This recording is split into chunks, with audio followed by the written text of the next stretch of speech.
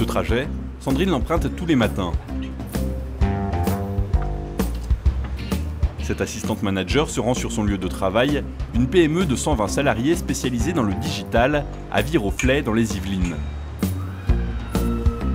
Le poste de Sandrine l'amène à rencontrer l'ensemble de la direction et des collaborateurs et à faire le lien entre eux. Ses efforts ont porté leurs fruits et son entreprise lui a remis le prix de la convivialité il y a 1 an. Sandrine veille donc à la cohésion sociale. Pour elle, cela passe par une solidarité entre collaborateurs. Une solidarité pourtant difficile à mettre en place au quotidien dans le monde professionnel.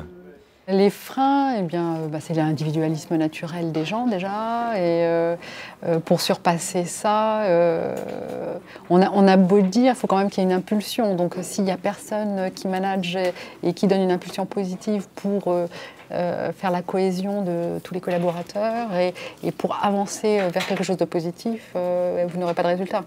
Cette impulsion, c'est lui qui la donne. Cyril de Kéral co-dirige la PME. Il est également membre du mouvement des entrepreneurs et dirigeants chrétiens. Il y a des différences quand même de tension. Dans les moments où l'entreprise fonctionne très bien et a des bons résultats, ou dans les moments où les résultats sont un peu moins bons. Chez nous aussi, à un moment donné, il y a la pression de la hiérarchie, il y a la pression du marché. Il y a des moments où on se dit, là, cette année, c'est difficile, est-ce qu'on va réussir à être à l'équilibre, est-ce qu'on va pas être obligé de licencier des personnes? Parfois, il y a des salariés pour qui c'est difficile et à juste titre, quoi. Individualisme, pression des marchés, comment instaurer une solidarité dans l'entreprise?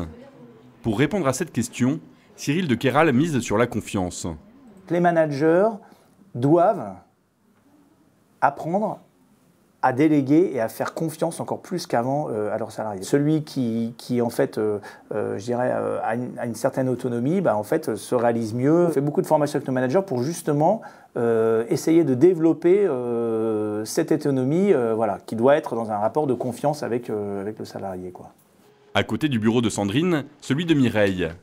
La rigueur caractérise le travail de cette comptable.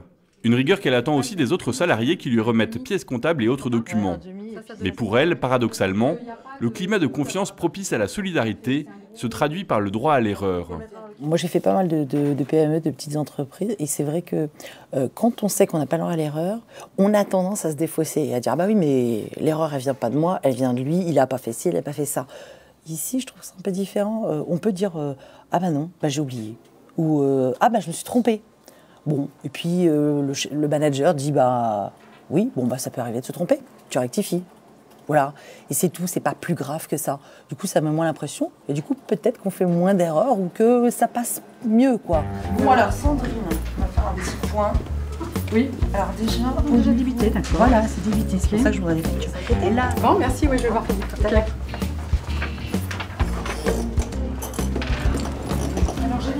Malgré la stratégie de management de cette PME, la solidarité entre salariés reste toujours à construire.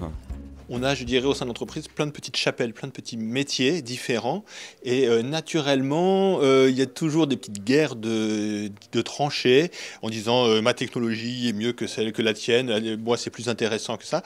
Et toutes ces personnes doivent travailler ensemble. Donc pour nous, il est très très important qu'on arrive à faire échanger les différents intervenants autour des projets qui sont amenés à mener. Donc c'est un enjeu de production pour nous très très important. Cette PME doit pouvoir renforcer ses liens de collaboration et de solidarité, alors que certains salariés se déplacent régulièrement partout en France ou sont en mission plusieurs mois chez un client. On est prestataire de service, forcément, on se retrouve à être comme ça, oui, à l'extérieur pendant des périodes plus ou moins longues. Oui, il y a des personnes qui sont aujourd'hui chez Expertime depuis plus longtemps que moi, que j'ai jamais vues à part aux conventions annuelles. Dans ce contexte de mobilité, comment développer la performance des collaborateurs en conciliant les contraintes inhérentes à leur poste et en renforçant les liens de collaboration et de solidarité entre eux? Cette PME a opté pour la mise en place d'outils comme les team building, les after-work ou un espace coworking. Jeux de société, écrans géants pour regarder les matchs ou baby-foot sont mis à la disposition des salariés. D'accord. Ça apporte un côté plus humain en fait à l'entreprise. Quand on vient d'arriver, on fait le tour du service, mais on ne connaît pas tout de suite qui fait quoi. Et du coup, dans ces espaces, je trouve que c'est le côté où tu peux plus facilement discuter, échanger avec des gens d'autres services notamment. La direction a même décidé de partager cette solidarité en dehors de ses murs. Elle a mis en place un mécénat et une dizaine d'actions avec ses salariés auprès des SDF, des enfants en difficulté ou encore des jeunes de quartiers sensibles. Ça donne le ton de l'entreprise déjà. Moi, j'ai jamais vu d'entreprise où il y avait comme ça. Enfin, moi, je suis toujours dans les PME, on s'en fiche des autres, quoi. Là, non. À 150 km de Viroflay, dans l'arrondissement de Rouen, la question de la solidarité dans le monde professionnel est également une problématique importante dans ce cabinet d'avocats. Une quinzaine de personnes y travaillent. On n'est pas assez attentif à l'autre. Moi, je suis choquée quand on découvre qu'un collaborateur va mal, alors qu'il suffit de le regarder tous les matins, on le voit maigrir, on le voit fatigué. Ce sont des signes auxquels on doit être attentif. Cette attention, Virginie en a bénéficié dans une période de stress important, lorsque la question de supprimer son poste s'est posée. Donc finalement, mon poste a été maintenu. Et durant cette période où on ne savait pas, j'ai eu des témoignages de personnes du cabinet qui ça m'a fait du bien parce que c'était valorisant. On peut se dire, tiens, pour l'avenir, si on cherche pour l'avenir, si vraiment on avait été licencié et qu'on cherchait,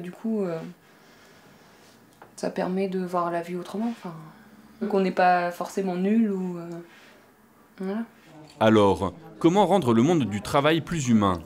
Et quelles initiatives inventer pour favoriser la solidarité? Je peux vous dire que ce n'est pas une question facile à régler. Ça, c'est clair que le problème de la répartition du travail, de la solidarité entre chacun des membres, est une question très compliquée. Parce qu'elle s'ajoute à une autre question qui est la rémunération.